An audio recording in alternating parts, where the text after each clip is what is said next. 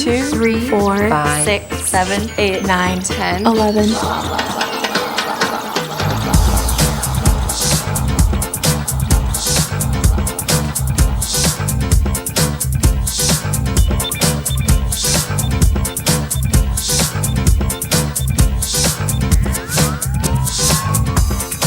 Crazy. Sporadic. Ooh. But not crazy. That's what first came up. One word. Curious. Unpredictable. Spunky. Well, I always make things really hard for myself, so probably ambitious. Fashion mistake. I think I had this one shirt that was a checkerboard that had actual checkers sewn onto it. That was weird. Probably ripped jeans. I wore them in my senior pictures. My mom hated them. I probably should have listened to her. There's a time period in the 90s. It was not pretty. I have a problem with adding some sparkle, and sometimes I take that over the top. You're like, oh my gravy, how I could wear that kind of stuff. Clothes, hopefully. Probably this right now, because the trends change and you see old trends. I mean, I feel like we're gonna be wearing what we're wearing now. Probably still sweatpants and sweatshirts a lot. People love their comfort. No, maybe we'll be more futuristic. We'll have some electronic in it that you will everything, coordinate from your clothing. Hopefully you'll be wearing my clothes in 10 years. I tend to look at a bunch of different designers and kind of blend what I like. I love the Dior shows. I think they are amazing and inspirational. And if I ever need inspiration, I can definitely go there. At first I was really interested into bridal wear, but now my collection, my senior line was kind of like a push for myself to do something different. And I did business wear. So this is more like fitted, streamlined, really clean. I really am more inspired by movements of art than design. I do really like a lot of what's going on now, color blocking and that sort of thing. That's very much my aesthetic. Monique Goulier, I'm into bridal, so I love to see her stuff in the way that she presents her new ideas because I think she is really innovative. I like designers who have fun with design. It's all about color and a little bit of sparkle. I think the 1950s are really classic, beautiful, really a very impactful time as far as what we wear today. 50s, like with the new look and like you're actually like seeing a woman's shape for the first time. Super clean, fashionable clothing. 1969, everything was so vibrant. Early 1960s, absolutely. The designs that were coming out of that period, and there just seemed to be a lot of excitement. 1800s, in love with the detail work that would go into garments of that time. 1920s and 30s. They did a lot of the draping that I'm very drawn to and very elegant pieces. Come along, children. Now we're going to have a little music, like old times. Blaze orange polyester. Oh God. And burn it. I don't know. That's it. I would make a funky 80s outfit. Oh, I could make lots of crop tops and shorts for dance practice. I could fill a whole team with that. Probably make one of those and do a fire dance. Pantsuit with like some shoulder pads and yeah, I think that'd be pretty rad. It depends what kind of polyester it will be. If it will be thick, if it will be thin, throw it away. I don't even know where I would start. Tacky bridesmaid dresses. Just bedazzle the crap out of it. That's a good idea.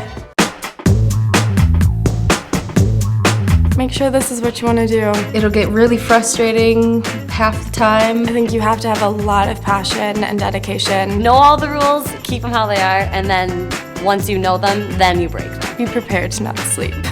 Make time for yourself, downtime, because you need to be able to relax. Stay positive. If you really love it, you'll get through it. Because it is worth it.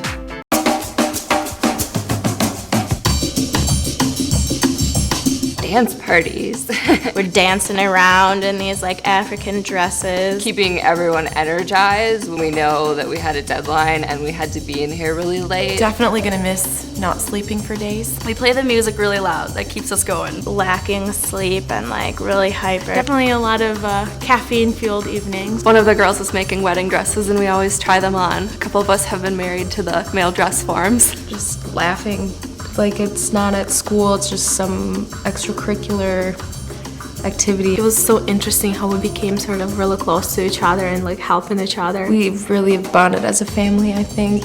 Now we're going to be unleashed into the world. I love coming to St. Paul campus. It's refreshing, it's quiet. A really creative environment that I will miss. We've kind of already started talking about that. Like, saying goodbye is going to be kind of difficult. All 4 years we've been working together and going through all of this, stressful times. A lot of people in my class inspire me as well as, motivate me. So I think that's going to be really hard when it's over and, the 11 of us probably won't ever be together again. We're a big support for each other. We have our moments, but we get over it. I know we'll always stay in contact, but everyone just has these big hopes and big dreams that will probably take us in many different locations.